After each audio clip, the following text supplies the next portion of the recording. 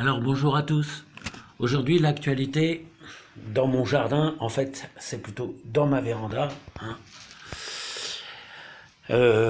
Parce que les températures extérieures me permettent pas de faire grand chose dehors. C'est le repiquage des tomates. Et les tomates je les ai fait semer le 11 janvier, hein. Alors je les sème dans des barquettes, hein, voilà différents semis, dans des barquettes étanches, hein. Il n'y a rien d'extraordinaire, des trucs de récupération ou mes barquettes d'eau, des augettes de plâtrier pour les semis. Toutes petites augettes d'1 litre de plâtrier, c'est idéal. Et c'est bien plus solide que ce qu'on vous vend, et moins cher, beaucoup moins cher que ce qu'on nous vend en jardinerie. Donc là, c'est l'exemple du persil. Alors, c'est quand les tomates elles sont sorties comme le persil là, j'ai un ustensile, hein, une cuillère en chêne que je me suis fait, mais il y en a qui font ça avec un simple crayon, n'importe quel bout de bois fera l'affaire. Vous sortez votre plantule. Normalement, à ce stade, elle a juste une racine pivot et c'est l'idéal pour faire le repiquage. Donc, vous choisissez les plus beaux, vous les sortez et vous les repiquez dans un godet comme ici, hein. C'est de la laitue rouge grenobloise que j'ai repiqué, que je vais mettre dehors dans pas longtemps.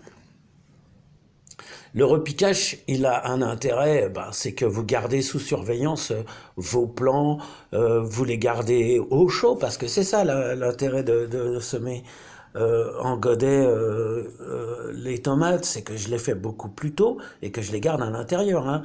Là, je suis dans ma véranda, il fait même trop froid dans ma véranda pour semer des tomates. Je les ai semées dans une barquette comme ça que j'ai gardée chez moi au chaud. Ensuite, je les ai mis sous le Velux dès que ça a germé pour que ça pousse un peu. Et dès que c'est devenu relativement grand, je les ai repiqués donc comme ici.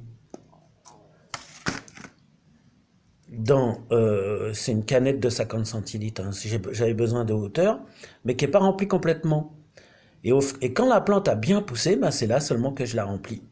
Et je vais encore attendre un peu, toujours pour un problème de place. Mais cette fois, je les laisse dans la véranda parce que chez moi, il fait tellement chaud qu'elles prendraient trop de hauteur. Donc maintenant, je les laisse dans la véranda. Le froid va les stabiliser. Elles vont grandir encore un petit peu dans ce godet. Et dans quelques temps, je ne sais pas trop, un mois peut-être, je vais les passer dans les sacs, j'allais dire définitifs. Définitifs pour ce qui est l'intérieur. Ensuite, qu'est-ce que je fais? Quand il commence à faire beau de temps en temps, je prends toute l'auge. Là, c'est une auge de 10 litres, hein, les sacs qui sont dans une auge de 10 litres. Je sors tout ça, je le mets dehors pour qu'elles profitent du soleil. Le soir, il ne faut pas oublier de les rentrer. Bon, quand on les oublie une fois, c'est pas si grave, hein. Tant que la température descend pas trop, qu'il n'y a pas de gel, c'est pas très grave de les oublier une nuit.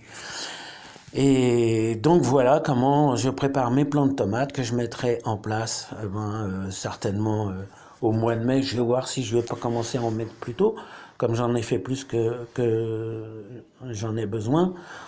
Eh bien, si je les fais plus tôt et que le temps les abîme ou qu'il y a un problème, je les renouvellerai par le supplément qui me sera resté, le surplus. Hein, je vous l'ai dit, c'était des tomates ananas, celle-ci. J'ai fait cette année 3 sortes de tomates, hein.